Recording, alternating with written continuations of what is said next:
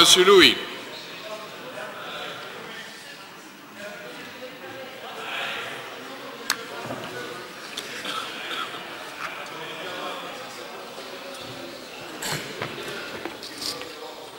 Merci, Monsieur le Président. Mais évidemment, la gestion de l'immigration est un défi majeur pour notre société aujourd'hui. La politique des derniers gouvernements en la matière a été tout simplement catastrophique. Il faut quand même l'avouer. La politique des portes ouvertes et des régularisations massives soutenues par les partis de gauche qui s'amusent à me voir parler en ce moment, avec l'assentiment tacite, bien entendu, du MR et de l'Open VLD, a donné de notre pays à l'étranger l'image d'un Eldorado ouvrant les bras à tous les malheurs de la terre. Si notre pays se doit d'être une terre d'asile pour les réfugiés politiques, pour toutes les personnes qui sont en danger ou qui sont menacées dans leur pays, d'origine pour des motifs politiques, des motifs de race, de religion, de sexe ou de conditions sociales, il n'est plus possible d'accueillir, comme nous le faisons aujourd'hui aux frais du contribuable belge, tous les malheurs de la planète. Nous n'en avons ni les moyens, ni les structures d'accueil nécessaires. En ce sens, je ne peux que féliciter et soutenir la présente proposition de loi qui entend durcir les conditions du regroupement familial. Je tiens juste à dire que le MR ne sera pas le seul parti francophone à la soutenir. En effet, le regroupement familial, je crois, monsieur, vous devriez suivre un peu les informations et qu'il y a longtemps que le PP n'est plus représenté à la Chambre. En effet, le regroupement familial, c'est près de 80% de l'immigration dans notre pays. La limitation de l'immigration passe donc par le durcissement des conditions imposées pour pouvoir bénéficier d'un regroupement familial. Comme je l'ai dit, chers amis socialistes,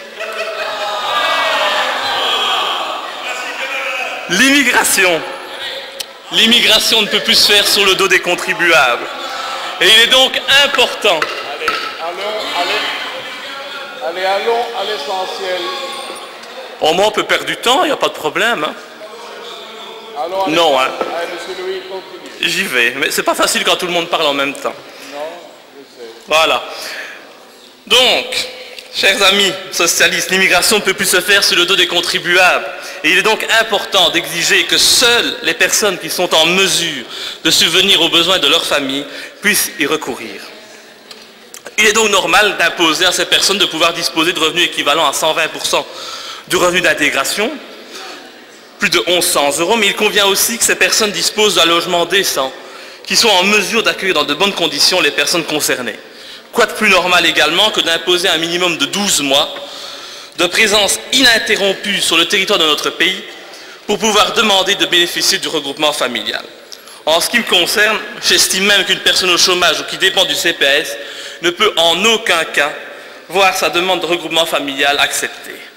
À côté de cela, il me semble primordial que les personnes qu'un individu souhaite faire venir à ses côtés s'engagent à s'intégrer dans notre société, à respecter nos valeurs et à apprendre une de nos langues nationales. Vous voyez, on n'est pas en désaccord sur tout. Et à participer également à la vie économique et sociale de notre pays. Il serait intolérable, en effet, que ces personnes, à leur arrivée sur notre territoire, s'inscrivent au CPAS et puissent vivre paisiblement sur le compte des citoyens. Comme je l'ai déjà dit au cours des discussions en commission, je suis en ce qui me concerne favorable à ce qu'on impose aux migrants un véritable parcours d'intégration, passant par la participation à des cours sur l'histoire et les valeurs de notre pays et l'apprentissage d'une des langues nationales. Ce parcours doit avoir pour but de favoriser l'intégration de ces personnes dans notre société, tout en leur demandant de respecter nos lois, mais aussi l'égalité entre les hommes et les femmes. Bien entendu, je ne peux que déplorer que cette proposition de loi qui est aujourd'hui soumise au vote n'aille pas aussi loin que je le voudrais. Malgré tout, je la soutiendrai, car elle constitue à n'en point douter une avancée bénéfique pour notre pays en matière d'immigration. Ce renforcement des conditions du regroupement familial est nécessaire et indispensable, car sans cela, il nous sera impossible de mieux encadrer les flux migratoires de notre pays et de mener une politique d'immigration qui puisse être acceptée par notre population du Nord comme du Sud, qui réclame, même si on n'écoute pas toujours, qu'on mette enfin un terme aux dérives actuelles. Et ces dérives, elles sont dangereuses. Elles sont dangereuses car elles pourraient mener à une montée des partis d'extrême droite, comme c'est le cas dans différents pays voisins. Et il est donc de notre devoir à tous, à gauche comme à droite, d'agir afin de ne pas laisser un sentiment de haine ou de rancœur envers les étrangers se développer au sein de notre population, car dans ce cas, nous risquons tous de nous en mordre les doigts. Comme nous le savons, le Conseil d'État a rendu un avis négatif sur cette proposition, mais il est important de ne pas jouer le jeu de l'hypocrisie dans cette matière importante. Il faut donc des règles claires et des règles responsables. Le Conseil d'État reproche surtout que la présente proposition évoque le cas des demandeurs de nationalité belge. Il est clairement impossible de faire autrement, parce que sinon, on devrait accepter de faire de cette loi une coquille vide. Je sais que ça tenterait certains partis de le faire, mais il faut quand même reconnaître que la majorité des personnes qui demandent un regroupement familial est belge. Il est donc impossible de ne pas prendre en compte les Belges, car nous ne pouvons quand même pas payer ad vitam aeternam les erreurs des précédents gouvernements en matière d'immigration, qui par leur politique ont bradé la nationalité belge depuis de trop nombreuses années et ont recouru à des régularisations massives. Et c'est pour cela, et à cause de ces politiques de gauche, que nous pouvons dire que l'immigration aujourd'hui en Belgique est un véritable échec. J'espère qu'une majorité pourra se constituer au sein de ce Parlement malgré l'absence de gouvernement de plein exercice.